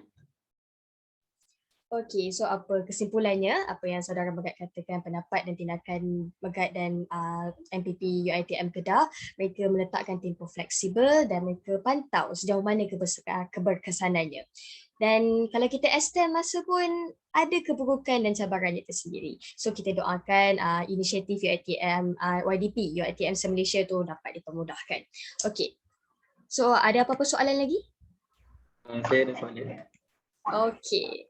Okey, clear dah. Okey. Oh, YDP kita. Okey. Silakan. Saudara Izzat. Terima kasih ke saudari moderator Auni Najiha yang saya hormati di panel kita, saudari Umaymah Huda dan juga saudara Megat. Jadi saya ada dua soalan. Dua-dua saya nak bawa kepada Soalan pertama kepada panel kita yang pertama iaitu saudari Huda. Berkenaan isu vaksinasi. Kita melihat bahawa hari ini COVID-19 ni tiada cara yang lain. Satu adalah self quarantine apabila dijangkiti COVID dan yang kedua adalah vaksinasi. Jadi kita melihat baru ini Kementerian Pelajaran iaitu KPM untuk sekolah menengah mengumumkan yang pelajar SPM dan juga STAM untuk tahun ini akan diberikan vaksin supaya mereka dapat ambil exam untuk tahun depan. Jadi, adakah apabila mahasiswa ini hit kelompok 80% tak silap saya untuk dapatkan vaksinasi, adakah ini menjadi satu kunci untuk mahasiswa kembali ke kehidupan di dalam kampus? Itulah saya nak tanya pandangan saudari Muhammad Huda. Dan soalan kedua saya kepada saudara Megat. Seperti tahu kita baru ni PKP 3.0. Walaupun tak macam total lockdown tapi kita anggap total lockdown. Jadi kita lihat hari itu student dah dibenarkan balik ke kampus dengan peraturan ketat, tidak dibenarkan keluar dan sebagainya. Dan kita melihat bahawa saya selitkan sedikit apa yang dilakukan inisiatif UiTM untuk tidak membenarkan student keluar itu adalah satu inisiatif yang baik. Saya nak bagi satu contoh. Contohnya di mana berlaku di sebuah politeknik apabila student keluar masuk menyebabkan pada hari ini mereka telah dijangkiti ramai 20 lebih orang student dijangkiti COVID-19. Dan kita menyebabkan sebab itu kita tidak mahu melihat dalam perkara ini berlaku di UiTM kita. Jadi student dah syok boleh balik ke kampus, relax kat kampus dan balik cuti pelan raya dengan harapan lepas raya dapat balik ke kampus dengan pembukaan untuk student baru dan ada jadi tapi bila diumumkan total lockdown ini menyebabkan semua tu tergendala. Jadi adakah emosi pelajar makin bertambah, emosi dia akan bertambah buruk. Mungkin dah aku dah nak balik kampus ni. Dah nak balik kampus, nak jumpa kawan, nak belajar dengan kawan dan sebagainya. Tetapi bila diumumkan total lockdown ni dia jadi macam frust dan menyebabkan emosi dia. Apakah pandangan saudara? Jadi itu je soalan saya. Terima kasih. Okay, terima kasih YDP kita. Okay, so I put open the floor to Miss Huda. Silakan, saudari Huda. Okay, tadi Hizat. Okay, tadi saudara Izzat ada tanya macam vaccine is the only hope lah for us basically right now kan. Betul, for most viral infections, jangkitan virus, kita ada ubatan untuk treat simptom sahaja, bukan penyakit tu. Okay, so kita ada ubat untuk treat simptom tu sampaikan masa badan kita boleh produce antibody sendiri. Tapi masalahnya virus ni merebak, faham tak? Dia merebak dengan sangat cepat. It replicates, it duplicates in our own body.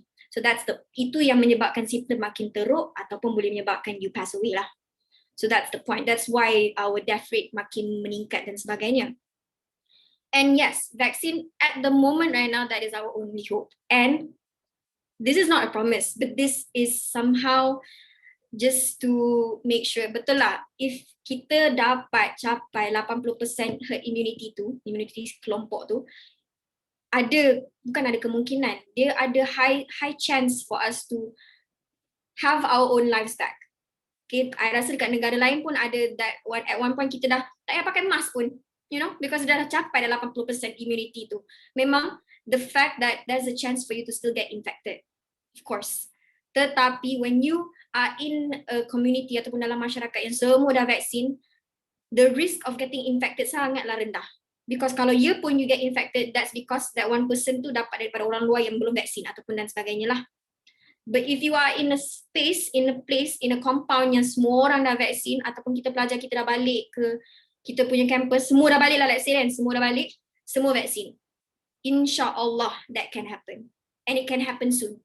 Because right now kita punya kerajaan tengah dalam proses vaksin kan, vaccination ramai-ramai dan sebagainya kan. So that will happen soon. So kita jalankan tanggungjawab kita, dapatkanlah vaksin anda. Ramai ke yang belum vaksin dekat sini? Cuba tulis dekat chat box. Ramai ke yang belum vaksin? Ayo, Megat belum vaksin. Ayo, Auni belum vaksin. Okay, faham, tak apa. I pun belum vaksin lagi. I punya appointment 29th. So, jalankan tanggungjawab kita. Kita vaksin, kita pun suruh kawan-kawan kita vaksin. Bukan suruh lah, tapi kita, because we know the importance of getting vaccinated, and sebab semua sekarang ni kita dalam perjalanan untuk achieve satu benda yang sama. Betul tak? untuk kita datang balik campus, untuk kita belajar seperti sedia kala, untuk kita dapatkan kehidupan kita yang sebelum ni. Betul tak? So, carry on your responsibility and encourage your friends and your families to get vaccinated so that kita boleh jaga diri kita boleh jaga keluarga kita boleh jaga kawan-kawan kita. So it's not a matter of kita nak jaga diri kita saja. Sebenarnya kan at this point, I rasa macam kalau I kena COVID, it's okay. But I tak boleh nak terima kalau disebabkan my parents kena COVID. Benda tu I tak boleh terima, betul tak? Sebagai, tak adalah okay, mestilah kita takut kalau kita kena coronavirus kan. Tapi in a way kita lagi risaukan orang yang dekat dengan kita. Takkan kita nak jadi penyebab orang tu sakit. Faham tak? Kalau sakit biasa-biasa tak apa. Tapi kalau sampai dia dah at one point yang dia chronic, critical, sampai dia, ya Allah, cannot even imagine that. So please, I think I answered the question. Betul tak? Betul tak? Ya, So betul, I rasa betul. macam Hizat just tadi macam dia nak I promise kot. Dia nak I bagi kind of like reassurance. Confirmation dan reassurance that insyaAllah kalau betul kita jalankan responsibility kita untuk dapat vaksin tu dan kita jalankan responsibility kita untuk dapatkan kita punya kita punya circle untuk dapatkan that vaccine, we can go back to our normal lives insyaAllah. Okey, insyaAllah saya doakan semua penonton kita hari ini dipermudahkan untuk ambil vaksin. Okey, silakan saudara Megat untuk jawab soalan kedua tadi. Okey, baiklah. Terima kasih sahabat saya Hizat tadi untuk soalan. Okey, baiklah. Jadi adakah emosi para pelajar kita terganggu apabila hari itu dijanjikan boleh pulang ke kampus, tiba-tiba tidak boleh disebabkan PKP 3.0 itu sendiri. Okey. So of course, definitely this will affect our students' emotion. Jadi kita pun boleh nampak benda tu dah. Ada sendiri yang DM Megat, WhatsApp Megat sendiri. Sebelum PKP yang 3.0 ni, diorang kata boleh ke nak balik. Kita kata minta maaf, tak boleh. So diorang kata tak apalah, diorang excited untuk tunggu habis PKP ni. Tapi malangnya masih lagi bersambung. Jadi kita boleh katakan lah, sebab mereka biasalah itu fitrah manusia. Bila kita dah meletakkan harapan dekat sesuatu perkara tu dan dia tidak mengikut macam mana yang kita harapkan, so semestinya kita kecewa. Dan benda ni pula dia bukan kecewa ni lain tau. Sebab kecewa ni dia bukan kecewa dia tak dapat pergi wayang dengan kawan dia. Yang tu dia tak kisah, dia boleh tengok Netflix kat rumah. Tapi ini sebabkan dia kecewa sebab harapan dia tu dapat selesaikan masalah dia. Tetapi dia tidak dapat untuk pulang ke kampus. Jadi dia masih sangkut dengan masalah dia. Jadi itulah kegusaran kita sebenarnya. Dan untuk kembali kepada soalan yang awal tadi berkenaan dengan extend semester tu, untuk extend semester mungkin tidak, Megat tak berapa setujulah, tetapi untuk bagi tempoh bertenang seperti mana yang dilakukan di universiti mana tu tak ingat tu, UKM ke UUM tak silap. I don't want lah. Jadi kalau untuk ada seminggu tempoh untuk kita berehat bertenang tu pada Megat adequate lah, cukup. Benda tu enough untuk kita semua. Jadi itu je lah Megat boleh katakan. Megat harap menjawablah persoalannya. Sebab memang betul, memang akan mengganggu emosi para pelajar kita. Okay, so back to you Auni. Thank you. Okey, saya nak tanya saudara Hizat YDP kita menjawab atau tidak soalan tu? Okey, kalau macam tu kita boleh continue. Saya nampak dari tadi ada seorang saudara ni, saudara Afif dah dari tadi angkat tangan. So kita boleh panggil saudara Afif. Ada soalan saudara Afif? Ada. Okey, silakan. Nak bertanya pada siapa tu? Open pada dua-dua panel. Okey. Assalamualaikum warahmatullahi wabarakatuh. Selamat malam. So soalan saya ni berkisarkan berkenaan dengan kebolehpasaran mahasiswa. Seperti mana yang kita tahu, ada isu yang orang kata apa membelenggulah mahasiswa sekarang ni adalah isu pengangguran. Selepas kita tamat belajar, adakah kita dapat kerja? Itu pokok pangkal persoalannya. So saya punya soalan adalah di dalam kekangan buat masa sekarang ni dengan COVID dan sebagainya, apakah inisiatif yang boleh diambil oleh mahasiswa kita sekarang ni untuk menjadi lebih kalis masa depan? Soalan saya ni terbukalah kepada saudara Megat ataupun saudari Huda. Terima kasih. Jadi ahli panel kita, siapa yang mau menjawab? Okey. Saudari Huda kata Megat, Megatlah jawab. Okey Megat, silakan. Alright, okay, terima kasih. Alright. Kalau semua nak tahu inilah NYDP saya, dia saja nak tanya soalan susah dekat saya. Jadi tak apalah. Saya jawab juga ya, saudara Hafiz. Okey, baik. Jadi apa yang pelajar kita boleh buat? Memang kita tidak nafikan perkara ni yang terjadi ni, sebab saya selalu pegang dengan satu ayat di mana ketika ODL ini, kualiti pendidikan kita menjunam teruk. Sebab kita boleh tengok tiba-tiba peratusan yang pelajar yang dapat dekan tiba-tiba naik. Ada spike tinggi. Jadi benda tu memang boleh dipersoalkan. Itu kerisauan Megat lah. Adakah betul kualiti pendidikan tu makin menjunam? Dan kalau dia menurun pun kualiti pendidikan tu, apa yang pelajar kita boleh buat untuk pastikan diri dia mampu bersaing dalam job market. Okey.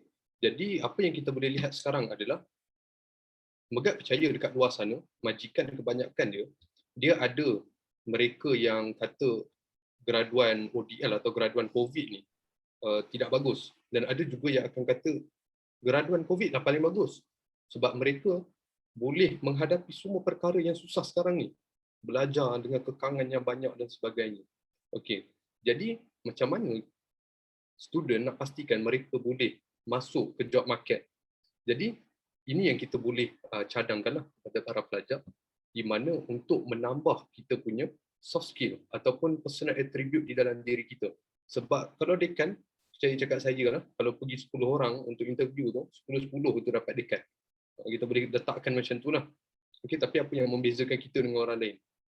Sebab tu kita risau dengan pelajar kita, di mana yang masih lagi selesa duduk di rumah, ada segala benda, dengan TV, wifi laju semua kan. Tetapi dia tidak mencari adventure dia sendiri untuk tambah lagi apa yang perlu ditambah dalam diri dia.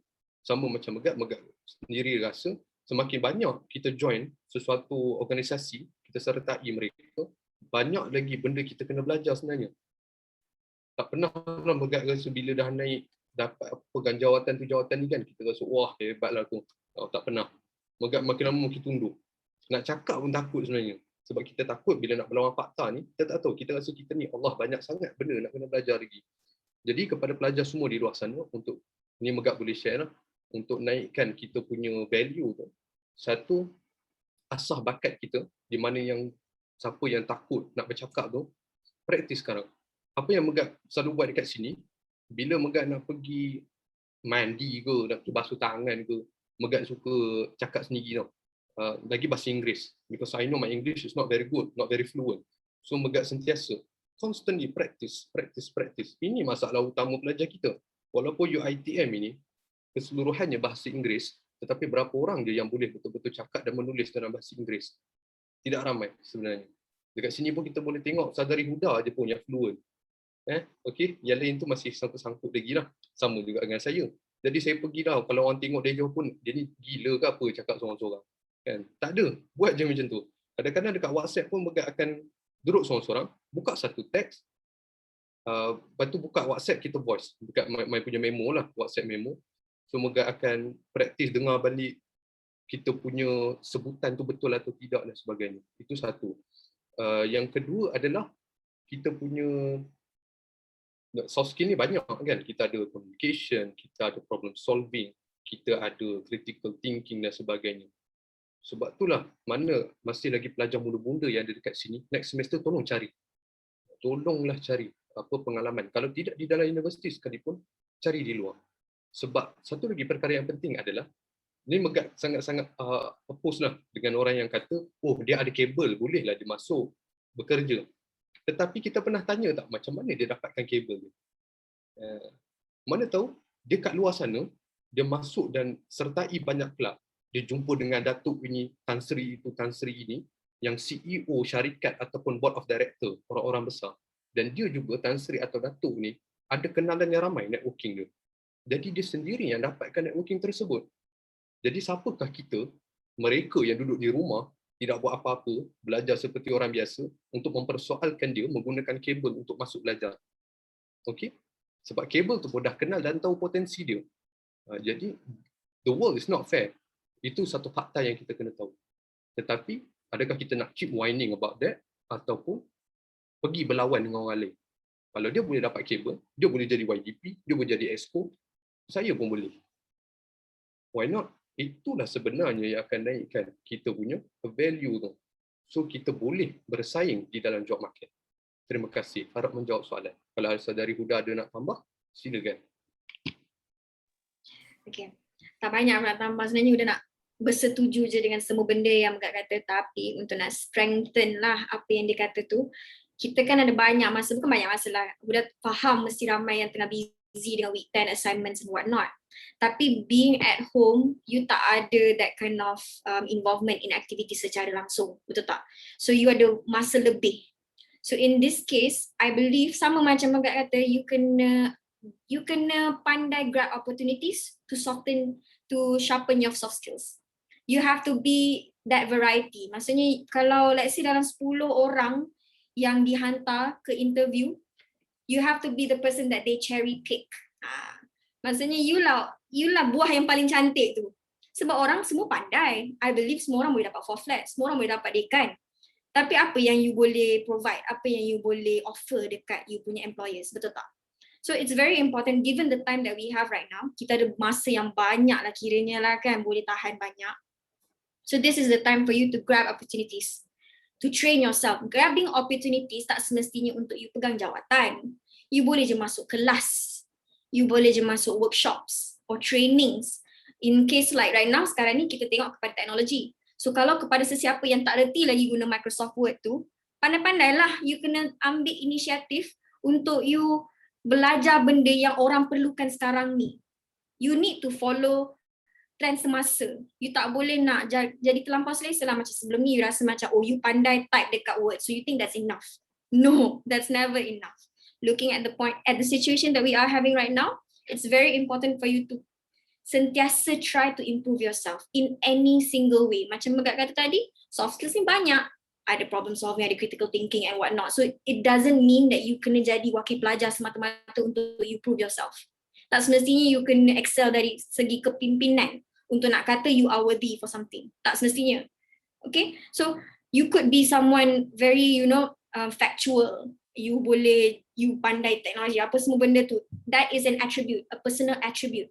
So in this case, you kena jadi variety lah. Maksudnya dalam diri you tu bukan satu perkara je yang you skillful in. Because let's face it, even though you are learning engineering right now, it's not promising enough that in the future you akan jadi engineer juga. Let's face that, okay? Because in the future, ada je kemungkinan you kena juga terima je pekerjaan yang mungkin tak mencapai you punya salary expectation. And at that point, because there's no other choices as well. So you can ambil je that opportunity. So it's very important for you to, ada that sense of, aku kena belajar ni, kena belajar ni, because you nak ikut trend semasa. You nak kena keep up. So jangan terlampau lambat lah. Like I said, you jangan, masa tak akan tunggu kita. Kita kena kejar masa tu. So kita kan dah makin besar kan, obviously job employment is something that's so worrying to us. Semua orang tengah risau pasal internship, semua orang tengah risau pasal apa yang kita nak buat lepas kita graduate, betul tak? So, in a way, kita kena ada plan B dalam hidup. Dalam hidup kita kena sentiasa ada plan B sampai plan Z. So, memanglah kita akan sedih kalau kita tak dapat the career we want. Tapi in a way, it helps us to train ourselves, to acquire personal skills, to acquire a sense of wanting to develop ourselves every day.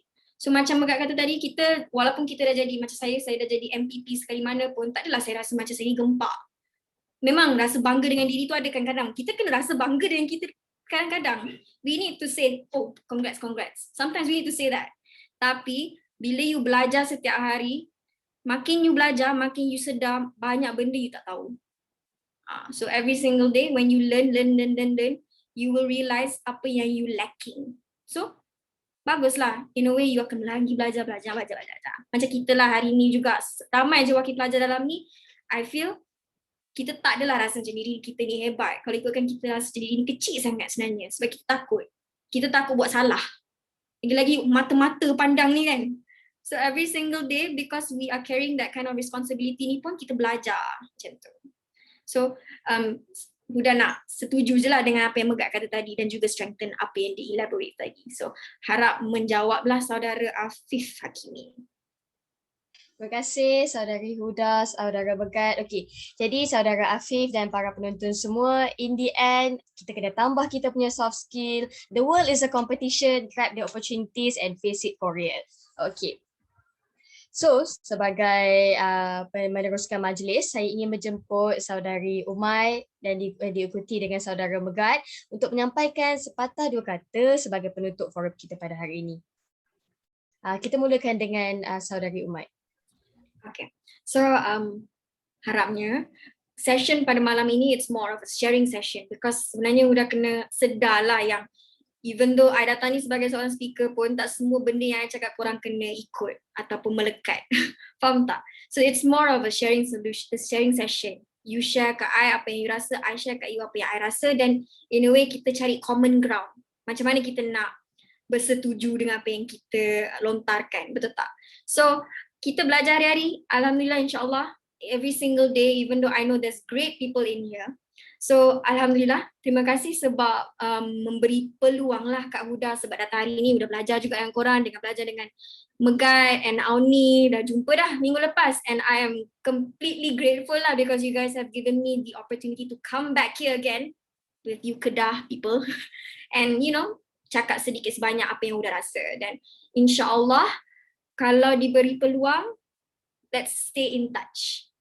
Maksudnya like, you know, sebab kita selalu kalau MPP UiTM Shah Alam lah especially kan, kita sentiasa risau kita tak dapat engagement dengan MPP cawangan sepenuhnya, faham tak?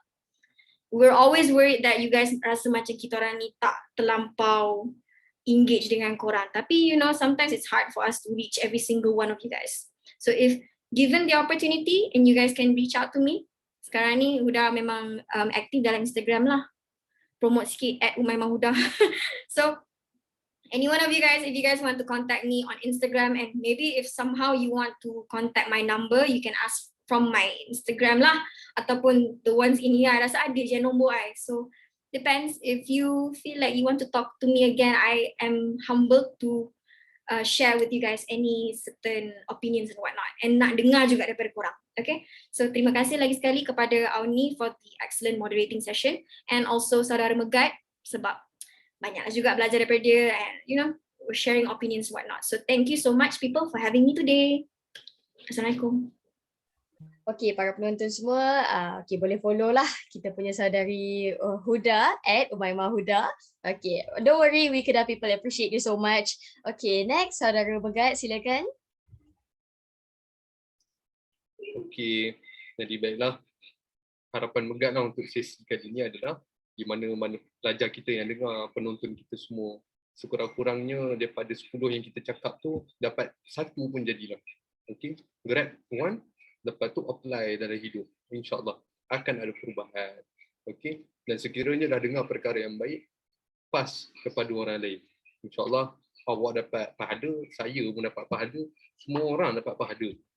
Okey, keep berkongsi perkara yang baik dan insyaAllah nanti kalau mana-mana lain lagi yang ada dekat sini untuk nak menjemput, kami sangat terbuka, kami terima. Okey, sebab Megat selalu percaya sekiranya kita diberi satu skill, Megat selalu percaya yang Allah bagi itu dekat kita untuk kita bagi pada orang lain juga. Okey, untuk mengajar orang lain ataupun memberi kebaikan kepada orang lain. Jadi kita ada satu kebaikan tu kongsi. Itu maksud Megat awal tadi, responsibility. Allah tak bagi kita satu benda tu saja-saja. Dia ada, dia suruh kita buat benda yang baik, bagi ke orang lain. Okey, shine, bagi orang lain sama shine dengan kita.